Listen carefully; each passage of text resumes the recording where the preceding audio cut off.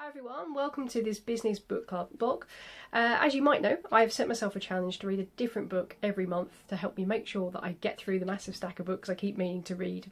To make sure I reflect upon and absorb what I'm learning, I am doing a blog about each book that I read to hold myself accountable and to make sure I'm really taking in the key messages. And of course I get to share them with you as well. This month I've been reading Predictably Irrational by Dan Ariely. This is a book all about behavioural economics, so it's about the decision-making process that we use and why we do seemingly irrational things. Now I remember being at a seminar a few years ago actually, and the facilitator telling me that every decision we make is essentially irrational. They're all emotional decisions. And I remember when he was asking for audience participation being quite vocal about the fact that, yeah, of course, some of the decisions that we make are emotional, but for the most part, we're pretty sensible people. Well, I'd fallen right into the facilitator's trap because it's not true. We are much less rational than you think. Most economists will tell you that people will behave in their self-interest, that market forces will correct any money left on the table. In Dan Ariely's book, he explains, well, that's not necessarily the case, but the good news is why there's also such a thing as a free lunch. So I'm going to share with you some of the key messages that I've got from the book, and I hope you enjoy them. Now, one of the first learnings in the book is that we're not very good at determining the value of things. You might be forgiven for thinking that you make really sensible buying decisions based on market prices and the specification of the product that you're looking at. What Daniel demonstrates to us is that those decisions aren't quite as straightforward. Our thinking is much more flimsy and easy to manipulate than we might think. This is because all value, as we perceive it, is a comparison. So we don't have an innate sense of what something is worth and that we stick to it or that it's fixed, regardless of the circumstances. We are always making decisions in comparison to other things. The way that businesses use this to influence our thinking is by determining for us what it is we're comparing against. So for example, if you walk into a shop, you might see on an offer 3 differently priced televisions, for example. You might have a basic television at £650, you might have a mid-range television at £850 and a top-of-the-range television at £1,400. Now, most people don't go for the cheapest option. No one likes to be cheap, but no one wants to pay the most amount of money or spend too much. So providing an option in the middle, that's usually the one we go for. Now the shop isn't trying to sell the cheapest or the most expensive television. They're just there in that sign to provide reference point for us to compare against. And when comparing the 3 options, most people will go for the middle option or the second most expensive option. So if you're running a business or trying to get people to buy into things, maybe you sell a range of services, think about your lowest, mid-priced and highest priced option that you offer, and think about the reference points which you offer people to compare against. They make a massive difference in the decisions that we make. Now, it's not just the comparison and offer that makes the difference either, it's the ease of comparison which has a sway that sways us as well. So imagine you want to go on a city break somewhere in Europe and you're not too bothered where. Imagine you're offered the chance to go to Italy, for example. Then imagine you've also got the opportunity to go to France, go to Paris. And then you've got a third option. You've also given the offer of Paris with breakfast included.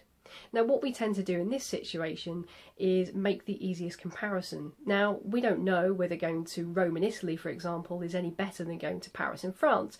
In fact, both are perfectly beautiful, enjoyable places, and we'd be happy with either one. But we struggle to compare those two. But what we do know that Paris with breakfast is much better value than Paris without breakfast.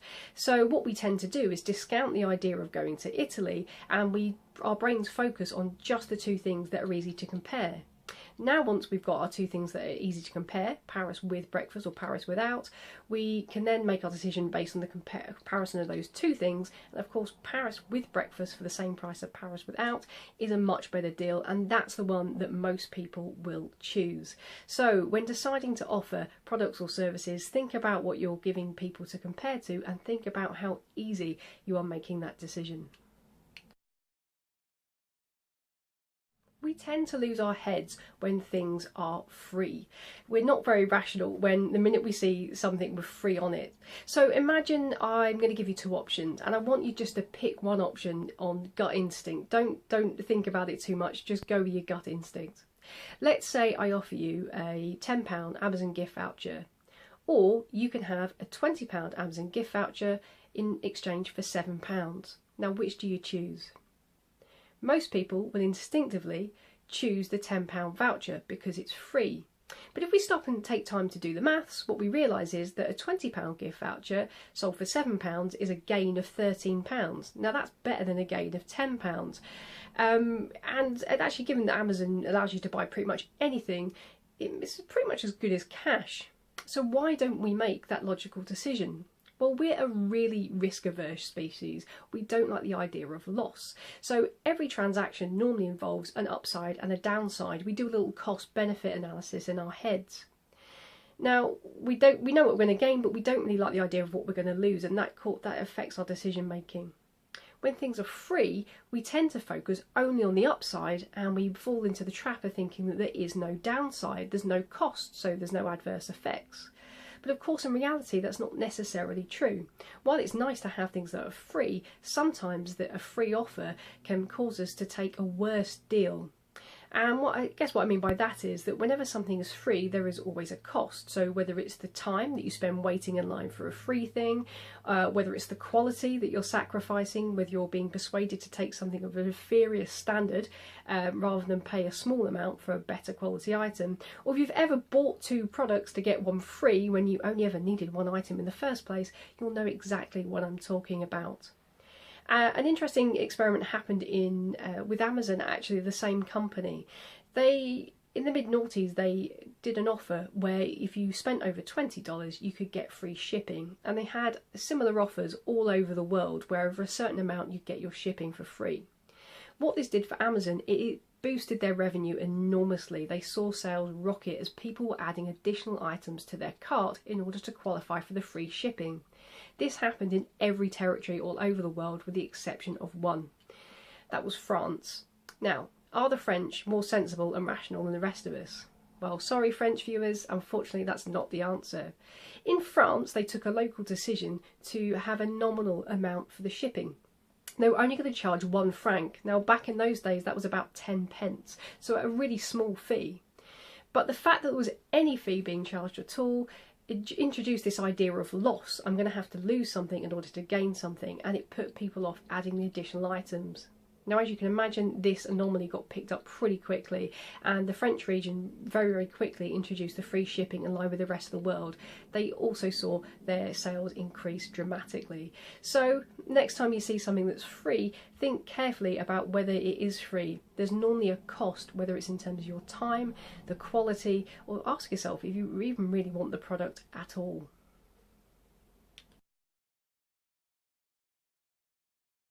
There's a real cost to mixing business with pleasure. Now, we operate in two worlds, if you like, one of social norms and one of market norms. Social norms are things like when we ask a neighbour to help us move a sofa, or we might help them jumpstart their car. We do these favours for each other, not in return for payment or not in return for anything at all. We do it for love, we do it for connection, we do it to foster a sense of goodwill. It's based on feeling, the warm fuzzies we get from helping other people. Market norms, on the other hand, are transactional. We give something and we expect something in return. We expect that return to come immediately, and we expect to get what we pay for. It's cold, it's emotionless, it's transactional, but everybody knows where the boundaries are. Now, both of these norms serve their purpose very well. The trouble comes when we blur the lines between the two. So imagine you went round to dinner with a friend or family member, and they cooked you a wonderful dinner, they entertained you all evening, they did all the washing up, they served you. Imagine the offence that you would cause if you got your chequebook out or offered them 50 quid in cash in return for what they'd done for you that evening. They'd probably be insulted. If someone did the same to you, you'd be horrified as well.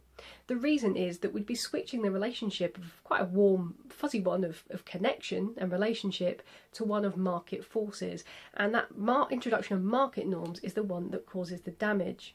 There was a really good example in a nursery school in America where they were trying to reduce the instances of people dropping their children off late. Now, traditionally, people hadn't been too bad at it, but they were trying to get the figures down. So they introduced a fine. What happened when they introduced a fine was that they switched it from social norms to market norms, and the instances of children being dropped off late shot up. It actually increased lateness, not decreased it. The reason why is that previously, if people dropped their children off late at nursery, they felt guilty. They knew the nursery workers and they didn't want to make the nursery workers' lives harder. After all, these are the people that looked after their children. But when they introduced the fine, it became market norms came into effect. So the mentality of the parents was, well, I'm paying for this, so I now have the choice. I can either drop my kid off on time, or if a bit late, I can just pay the fine. And therefore that increased the instances of people just paying the fine. Now, the nursery did switch back to not having the fine. They removed the fine in order to get back to that good-natured relationship of social norms. And it took a hell of a long time. The incidence of lateness took a long time to decrease, and it had to be very patient in waiting for social norms to return. So be very careful when you're interacting with people, and be really clear about whether you're operating on social or market norms. If you get it wrong, or if you introduce market norms where social norms are preferred, then it's going to take a long time to get them back if you cross that line. Having more choices makes things much harder in life, not easier. Now, you might think that having more options available to you would give you more choice, and that's got to be better, right? But actually, the more choices we have, the harder life becomes. Now, if you've ever spent years agonising over career decisions or making a move, then you'll know what I mean. Now, a study was done where students were playing a computer game in which they clicked on a series of doors. Each door had a different cash amount behind it, and every time they clicked on the door, they got that cash amount. Now, in the first experiment, they just clicked on the doors, working out which one paid out the best, found the highest paying door and just stuck on it and clicked for the rest of the experiment. Pretty straightforward. We're pretty good at pursuing the things that we want, especially when we have the certainty of knowing we're not going to lose anything. But then in the second experiment, new doors were going to be added throughout the game and other doors were going to be taken away. So once those doors were gone, they were gone for good and there was no getting them back. In order to keep those doors alive, if you like, you had to keep clicking on them. Now, this presented the participants with a dilemma. They were finding that the green door was generating the most income, but once the red door appeared, who's to say that the red door wasn't going to give them more money? What about the blue door? Was that going to give them anything else as well? If they let that blue door disappear, would there be an opportunity lost? The minute they found themselves in a situation where doors were disappearing and the opportunity was going to go from behind those doors, they found themselves frantically clicking from door to door, making sure they were clicking back regularly so that the door didn't disappear. Now, there was a third experiment done very similar way, but this time it was going to cost them 3 cents every time they opened a new door. So just like the real world, there was an opportunity cost for clicking a door or not clicking a door. Now, the experimenters thought this would help focus the students' thinking, and that once they found good paying doors, they'd stick to them and not absorb the cost of opening too many new doors. It didn't change a thing. Having those other doors on offer, knowing that there might be higher amounts available, knowing that failing to click on them was a potential loss to them, made the students click frantically from door to door. In this experiment, not only did it cost them time, which was money, but they actually had to pay for each door that they opened. Now, in the experiment, because the costs or the cash amounts available weren't vastly different, clicking on any door and sticking with it for the entire experiment would have been more cost effective than going from pillar to post. There's an old philosophical story or a dilemma where a donkey walks into a barn and is presented with two bales of hay, one to the left and one to the right. Both bales are a similar size, but the donkey is so paralysed by the choice between the two, he eventually starves. Now, people aren't much more rational than that. When we have choices, we're very loss adverse, and therefore we will spend ages agonising over options when actually anyone will do. So how do we overcome this? Well, if you weigh up your options and you think about whether or not each one meets your need, if you're happy that the benefits to you, even though they might be different benefits, are of a similar value and both options are going to make you happy, And if you weigh up the costs or the drawbacks and the downsides are minor or they're similar, whichever option you choose, then any decision that you make is going to be good for you. The only bad decision would be not to decide at all. So think about someone who agonises over buying two very similar specification cameras. Let's say they spend weeks agonising over two cameras with very, very similar specs. Over the weeks that they're making that decision, how many photo opportunities are lost? How many beautiful pictures could they have created in the meantime? There's a cost to not deciding. How many people spend years in unhappy relationships foregoing the opportunity to be happy with a new partner? And how many people think about changing career, agonising over so many years that by the time they've actually decided whether to do it or not, they could have restudied and rechanged and established themselves in a whole new field. There is a cost to not deciding as there is to deciding. Options give us the dilemma of choice, and we tend to be loss averse. Therefore, we tend to agonise over decisions, fail to make a decision, and that failure to make a decision costs us. Choice can make things harder.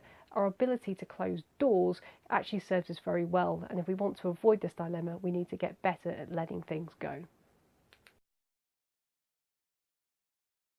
Have you ever been in a restaurant with friends and set your heart on ordering something, only to change your mind when a friend orders the exact same thing that you were going to choose? Now, apparently this is actually quite common. The reason why we do it is that when we order in a restaurant with friends, the waiter or waitress comes over and we make our declaration of what we want publicly to the waiter. Other people can hear the thing that we're choosing. So let's say there are 4 starters on the menu. Once someone has picked the first one, the next person will probably pick a different one. The third person will probably opt to pick a different one still, leaving just one of the 4 starters left. Studies show that if you are the last person to order, you are most likely to order that unchosen item rather than the one you really want. Now, interestingly, when diners in experiments have been asked to submit what they want to order on a slip of paper, which they tick and that no one else can see, and hand that to the serving staff, they pick what they really want, and most orders then start to show certain items are very popular and some items are never sold at all. So when we state our order publicly, we tend to order different things, and when we state our order privately, we tend to order a variety of things and order the same as other people. Now, why do we do it? Now, partly people think that they get to have some of someone else's dish, they get to try a bit of everything. Again, it comes back to choice. But another reason is that we, in a Western world, we value independent thinking. We like to show we have a mind of our own, and we will forego the pleasure that we would get from having our preferred item in return for maintaining that self-image, for showing people that we can think for ourselves. Therefore, when we order publicly, we tend to order differently from other people to be a bit different. Interestingly, in societies where harmony and togetherness and similarity are highly valued, the same things happen. When they order publicly, they tend to order the same as everybody else to show how together they are, but when they order privately, they would order what their heart really wants. So we will have a less satisfactory experience to maintain our image to others. In the restaurant example, if you want to make better decisions in the future, my suggestion is that you look at the menu online before you go so you're not so easily swayed. Of course, the other option is you could just get in and place your order first. The mind really does get what it expects. Now, there was a study done with drinkers in a bar, and they were offered a free beer. They could have a whole pint of the beer, and there were 2 that they could choose from. Now, in order to help them make their decision about which beer to have the free pint of, they were offered a small sample of each they could choose. Now, one of the beers was Budweiser, a pretty run-of-the-mill watery beer in my opinion, and the other one was a local beer, but it was laced with a little bit of balsamic vinegar. Now, in the first experiment, the drinkers were given the 2 samples to try, and they weren't told what the beers were, they just tasted them. Interestingly, in that experiment, most of the drinkers chose the beer laced with vinegar. Now, I'm assuming that's because it's a local beer and it tasted nicer than Budweiser. The fact it had balsamic vinegar in probably didn't alter the taste much anyway. In the second experiment, the same sort of thing, but this time people were told before they drank the samples of beer that one of them had vinegar in, and they were told which one had the vinegar. Well, not surprisingly, when they went to sample that beer, they wrinkled their nose up, they screwed up their faces, and when they sipped the beer, they absolutely hated it. They did not enjoy that at all. They opted to have the free pint of Budweiser instead.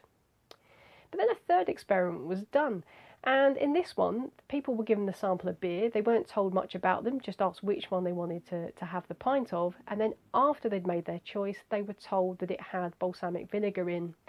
Now, this time they were offered another one of the beer that they chose, but they could have the option of adding balsamic vinegar for themselves if they wanted. What is really bizarre is that those people voluntarily chose to put balsamic vinegar in their beer.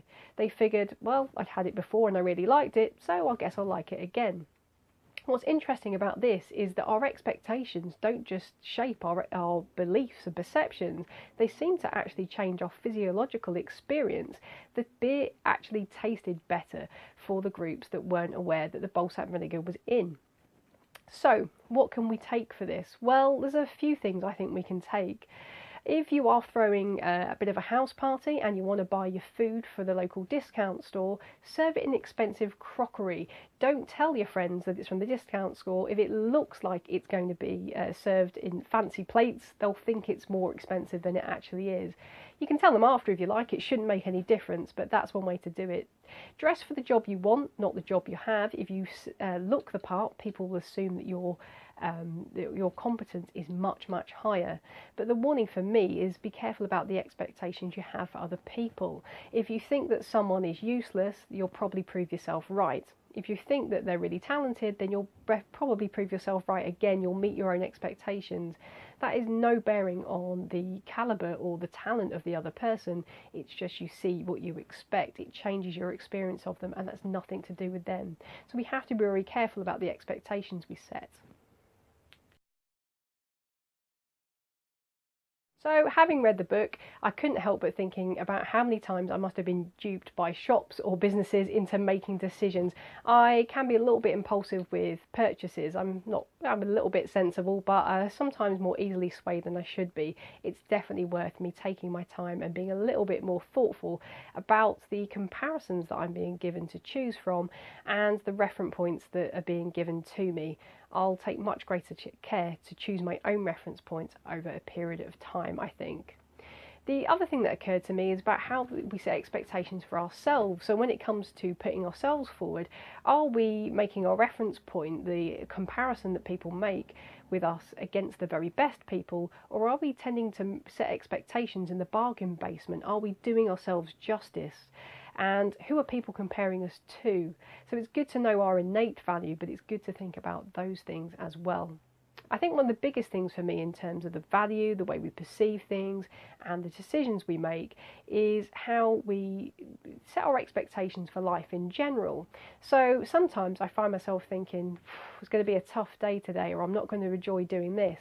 But then I catch myself thinking that, and then I try to just reframe it and tell myself, well, actually, there's some good challenges today. Today's going to be exciting. It's a challenge, and I'm going to enjoy that challenge. And by changing my expectation, I do feel much better. What this book has shown me is not only am I thinking about the experience being better, but it's actually physically changing my experience of it too. So there's lots to think about in the way we make our decisions.